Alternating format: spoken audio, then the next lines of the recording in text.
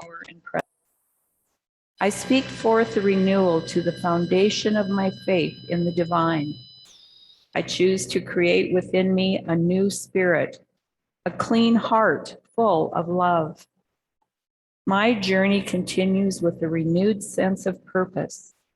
My steps are guided by the divine whisper in my soul. Each step I take through my day is met with love and an ever-flowing bounty of possibilities.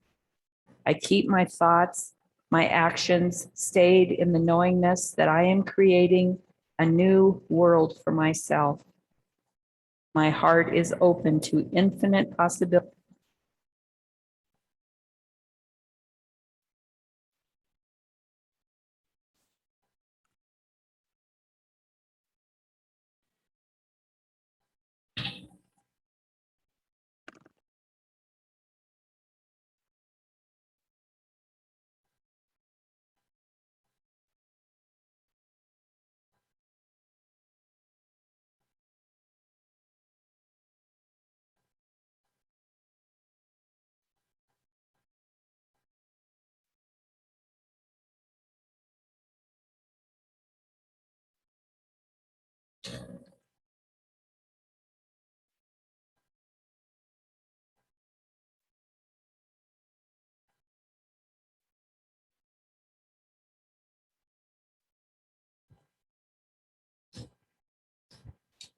So now it's time for our joys and concerns.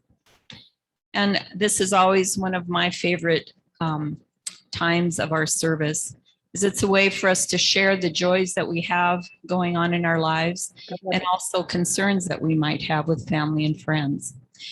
We try to keep things as brief as possible, but also remembering to do them in the affirmative, to really be asking for what we already know is true for that person or situation, and seeing it complete and completely healed, whole, and pure.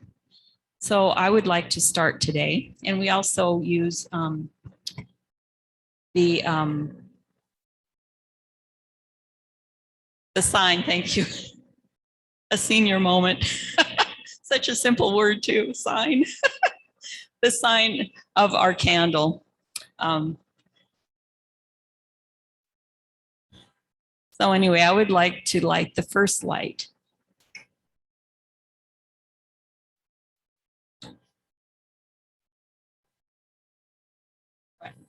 Our beloved Tony passed this weekend, and so I want to light for him. And I just see Tony flying in his angel wings above us, supporting us, loving us, as Spirit supports and loves Tony on his journey. Ya salam, Tony. Joe, this light with me. So I invite any of you to come up and share a joy or concern, and make sure you have the microphone close to your mouth so we can all hear you.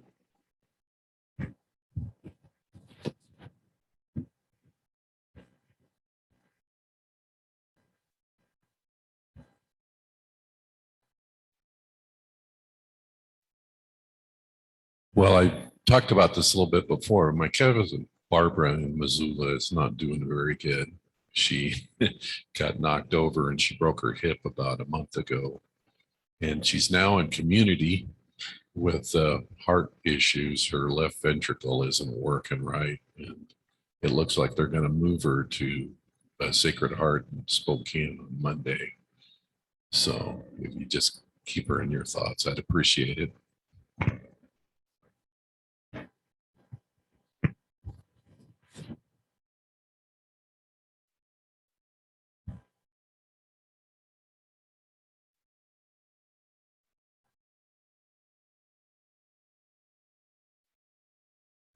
Good morning.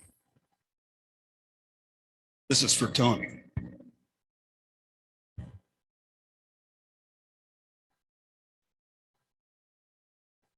Tony was a lover of the land. Tony was a lover of the wild. I don't know if you all knew it. You probably do. But he was an accomplished long distance hiker, backpacker. I mean, really long distance. Did it add up to several thousand miles, do you think, Kay? I've done quite a bit of hiking and backpacking, but I don't come close to that. I honor him for that. He also, in connection with that, he was an eloquent writer. I don't know if you've all read his writing, but I think you should. It's just, as I said, eloquent and soulful and with the land. He also was a practicing spiritual human being.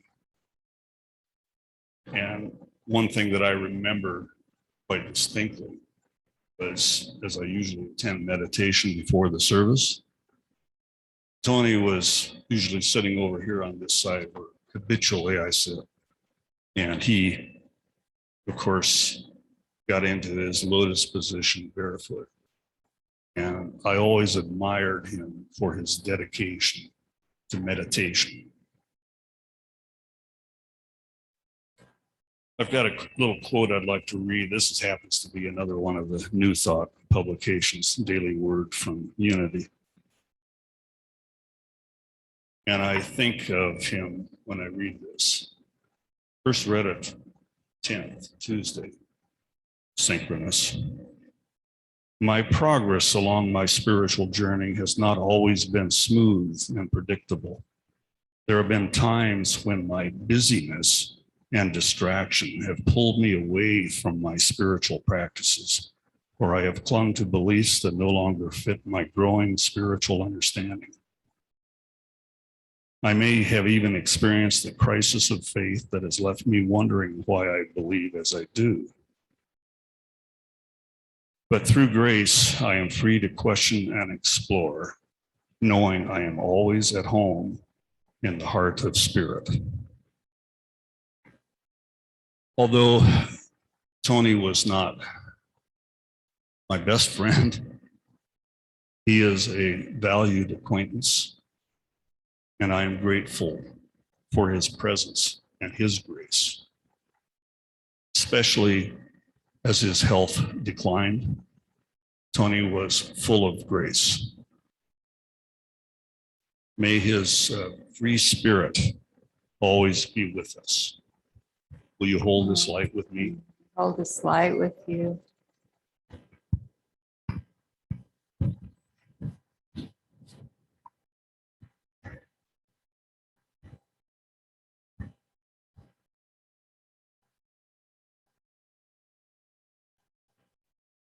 Good morning. I have an eighth grandchild. Yeah. And given that my four children are all outdoorsy hiker types, I bet he'll be out there in spirit with Tony. And I love those connections and the continuity, and yay, grandkids. You hold this light.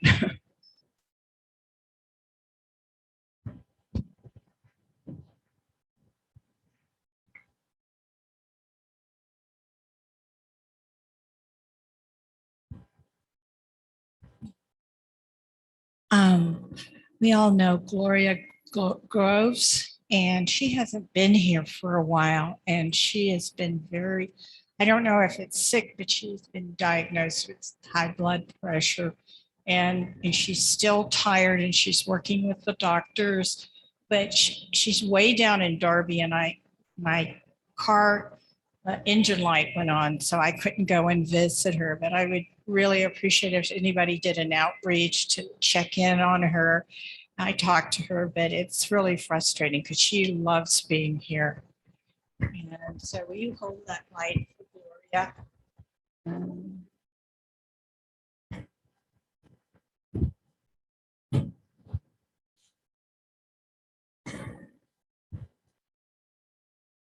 We have time for one more.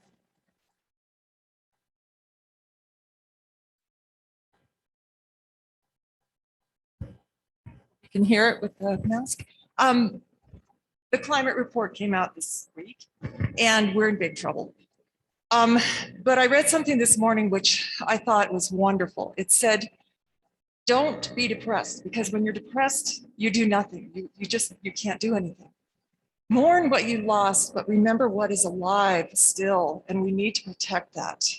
So I would like to hold a light to see this, that the human race gets the message, and that we come around and we have a beautiful, healthy planet, that we can get it back soon.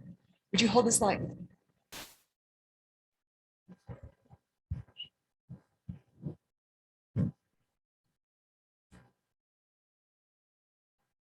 Okay, well, let's just take a moment to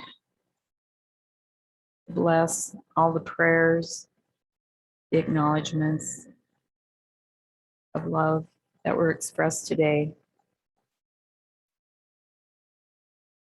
Knowing that all prayer is answered completely and perfectly, and everyone is guided, guarded, and blessed by the living, loving Spirit. And so it is.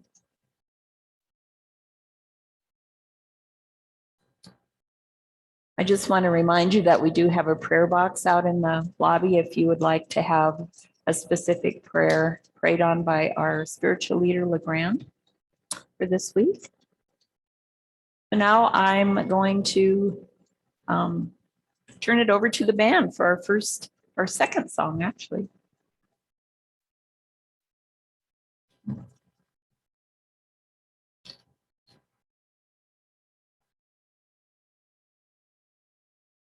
I ask you to stand on this. You don't have the words, but you don't need them. It's Karen Drucker's Praising Prayer. And if you don't know it, you'll know it pretty quick after we start singing it here.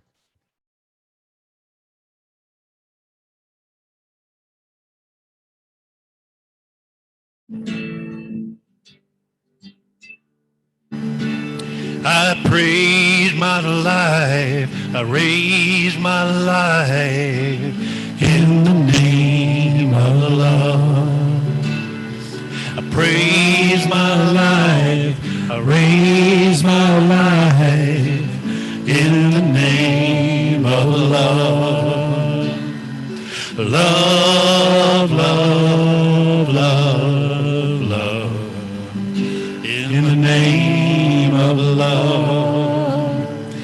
I praise my sister, I raise my sister in the name of love.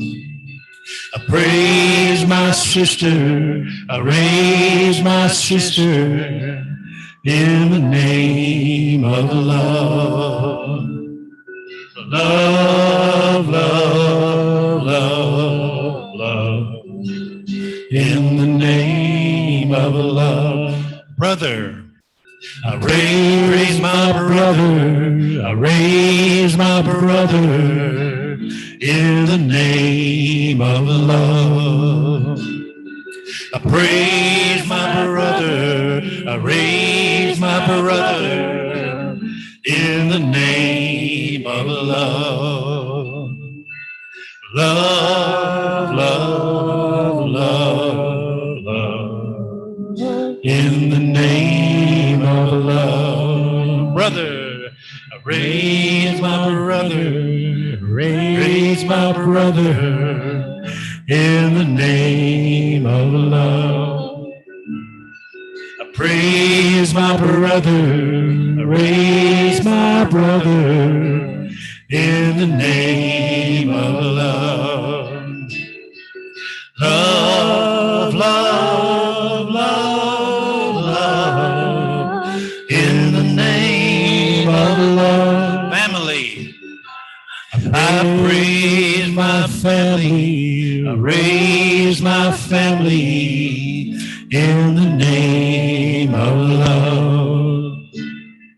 I praise my family, I raise my family in the name of love. Love, love, love, love, in the name of love. Neighbor, my neighbor, raise my neighbor in the name of love. I praise my neighbor, raise my neighbor in the name of love. Love, love, love, love in the name of love. World. I praise my world, raise my world in the name of love. I praise my world, raise my world in the name of love. Love, love, love, love in the name of love. Love, love, love, love in the name of love.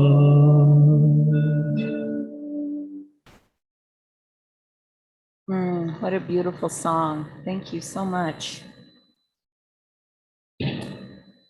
Well, it's my pleasure now to introduce our guest speaker today, Jesica Fitzpatric. Jesica is the founder and executive director of the Heartism Community Center located in Corvallis. She's a certified autism specialist with a background in psychology and recreational therapy. She received her BS at Pittsburgh State University. In 2016, she founded the Heartism Community Center with a vision to support and enrich the lives of children and families with special needs by creating sensory-friendly community center. Jesica has an exceptional daughter, Sequoia, who faces challenges with sensory processing and autism. Sequoia is extremely social and a joy to meet and to interact with as she shines her bright light into our world. We're always so blessed to have Jesica and Sequoia visit us.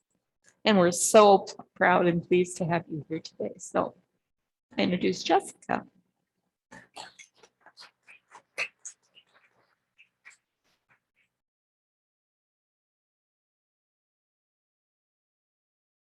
Can you guys hear me okay? Well, I was very resistant to get up and talk in front of everyone, but I'm really glad that I'm here. It was 14 years ago, almost to this day, that Sequoia was diagnosed with autism. And autism was a buzzword. Lots of people were talking about it, and I didn't know anyone with autism. So when she received that label, I was really distressed and upset that she was going to have this diagnosis follow her around for her entire life. And even though she struggled tremendously, I told myself I wasn't going to cry, and I even put mascara on to help me not cry, but it's not working. So even though she had all of these challenges, I was still resistant to her having a label. She struggled with sensory issues, and I had never heard of sensory processing disorder, but that was another label that she received. She also had global delay, which meant that every area of her development, she was behind. So, thank you. She was almost 3 years old, and she had only learned to walk a few months prior. Her struggles were so many. And I remember my mom and my grandma telling me, it's okay, it's going to be okay. She's perfect. Don't listen to what they're telling you. Don't listen to the labels. She's going to be fine. It's all going to be okay. And at the time, I didn't believe them. And it just felt like mountains of challenges. And I had no idea how we were going to get through them. There were years of sleepless nights because she couldn't sleep. And I felt like I was going crazy.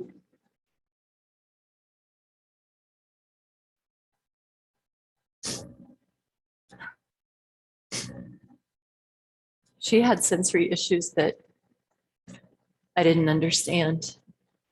And I had struggled with sensory processing disorder my entire life, but I didn't know it. I didn't have a name for it. And some of her issues, her sense of smell was so heightened that when she would smell food, she would throw up. So when we were cooking breakfast, lunch, and dinner, especially if it was meat or onions or garlic or anything pungent, she would vomit. If I would eat and then breathe on her, she would throw up. So there were so many things that I was learning and so many ways that I had to learn to be with her, to help her. Her sense of sound was so heightened that if someone would sneeze or cough or close a door unexpectedly, she would cry. And she was visually overstimulated, auditorily overstimulated. Everything was too much for her. Yet she was this amazing, beautiful, precious, perfect child that I was absolutely in love with. And all I wanted to do was ease her suffering.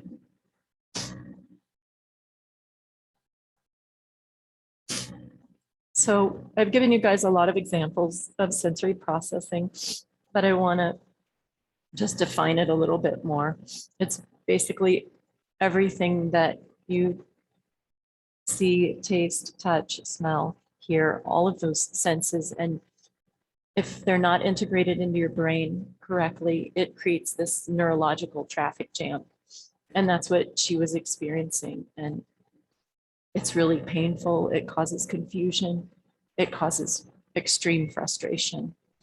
And I remember experiencing a lot of that as a child, especially the frustration, knowing exactly what I wanted to say and not being able to find the words to say that. And so instead I would just cry. And I was just considered a fussy and very sensitive child because I wasn't able to explain myself. And luckily, I grew out of that for the most part. But for Sequoia, you know, the world is often a really hostile place for her, sensory wise.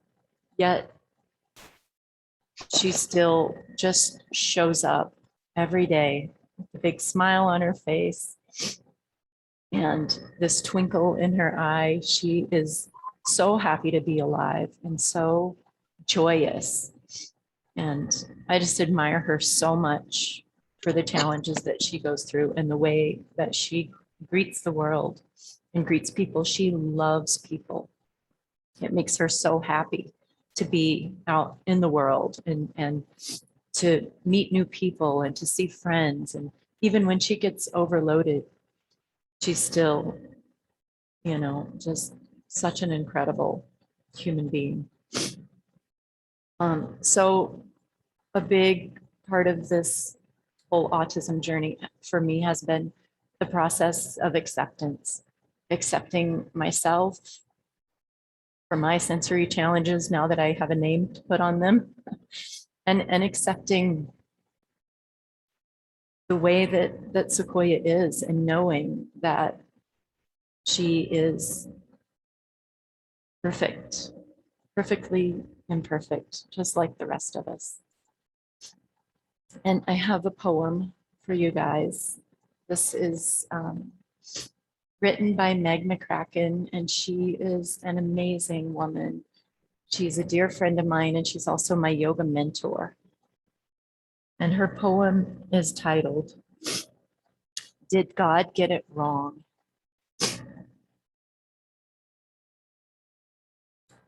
Did God get it wrong with you? Did the universal force that urges the tiny flower, tenacious and tender, to push up through stone, not bless you too with the strength of subtle patience? Does Mother Earth, her rivers flowing soft, with soft rain and turbulent storms, coursing at all costs through the land to the sea, not wash your feet with longing to go where you must? Has the light from the sun and the stars that dawn on the entirety of the cosmos somehow cast a shadow only upon you? Stop playing small. You with the majesty of mountains and the ache of your bones, stand as you are, precious and strong. As you catch the breath of the leaves of the trees within the hollow of the canyon of your heart, can't you see that through you life says yes? Yes to this perfect mess, to the light and the shadow, to the life and the purpose, to the treasures bestowed, to the fields of fear and doubt and the oceans of sorrow. Yes to you with the skin on your sun, with the sun on your skin, this plot of earth beneath your feet, wind in your chest, this breath, the divine yes. Exactly as we were made. It wasn't a mistake. Those are my words. We have to see the blessings, and when we're open to receive the blessing that each one of us, but especially these special beings, bring into our life, it just opens up worlds of possibility. And I know that my mom and my grandma were right, that my daughter is perfect. And I want to transition a little bit here and talk about the importance of community.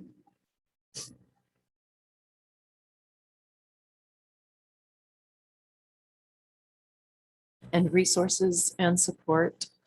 So when my daughter was diagnosed, and this was back in the early 2000s, the autism rates were approximately 1 in 1,000.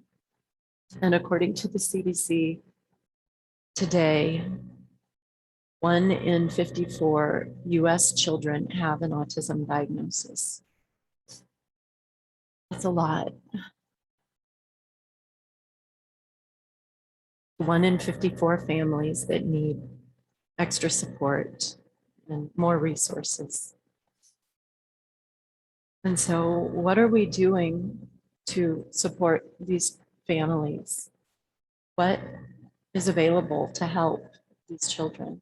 And actually there are a lot more resources now than there were when she was diagnosed. Back in 2007, she was 3 years old, and I was told to sign her up for a waiting list for an autism waiver. And we waited for 7 years, and she was selected for intensive services at the age of 10.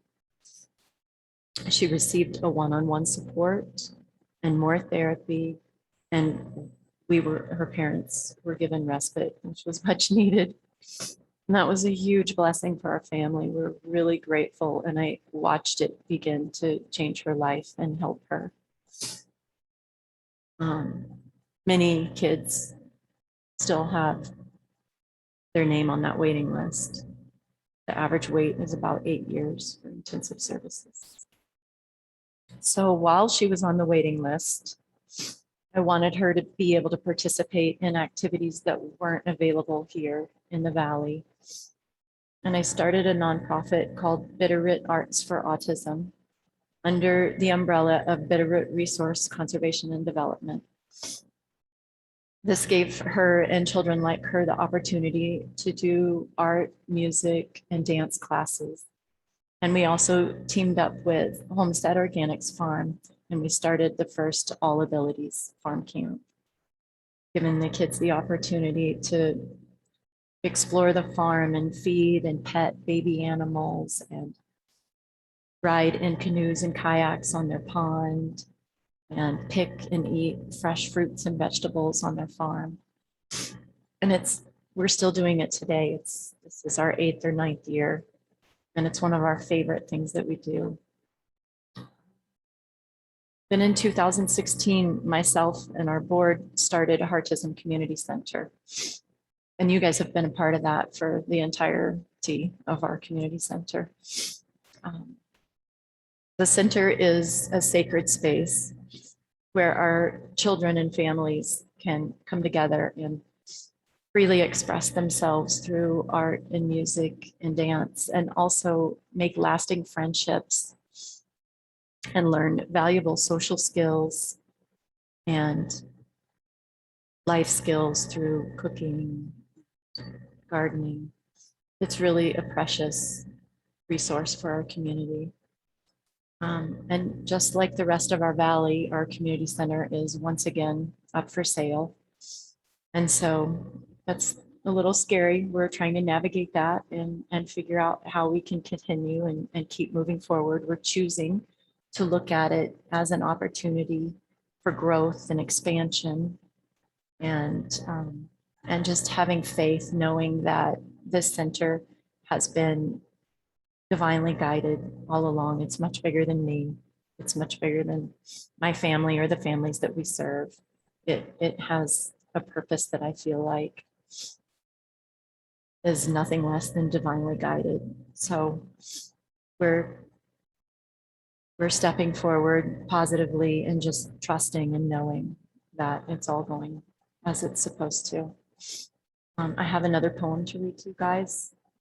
It's called Community by Starhawk. We are all longing to go home, someplace we have never been, a place half remembered and half envisioned.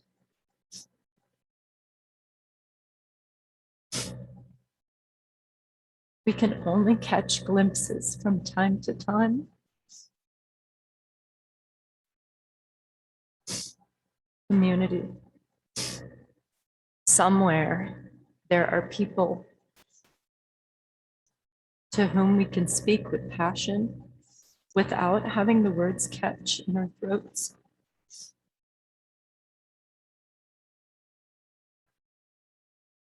Somewhere a circle, hands will open to receive us.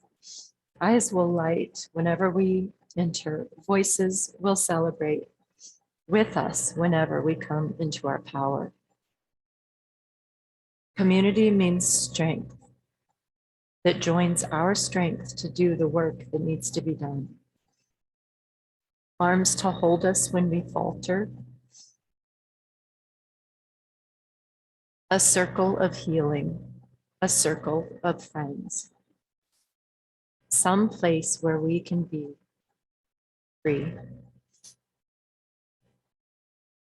And this poem reminds me of Heartism, but it really reminds me of CSL and the loving and wonderful sense of community that you guys have created here, and that you guys have welcomed myself and my daughter into a place where she can come and feel not just accepted, but appreciated and celebrated for who she is.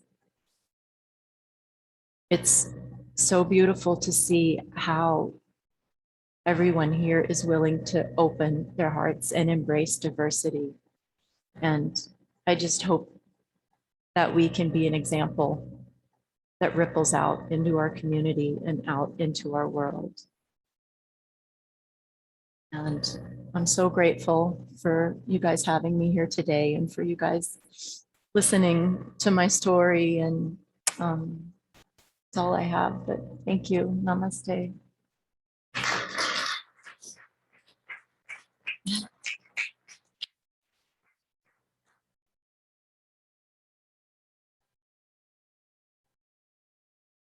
Thank you, Jessica. That was such a heartfelt story, and I'll remember it always. And thank you for all that you do for Sequoia and our community.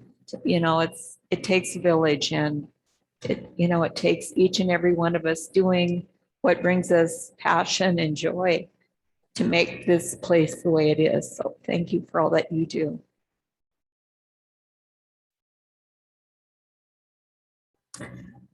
Well, I think it's time for another song.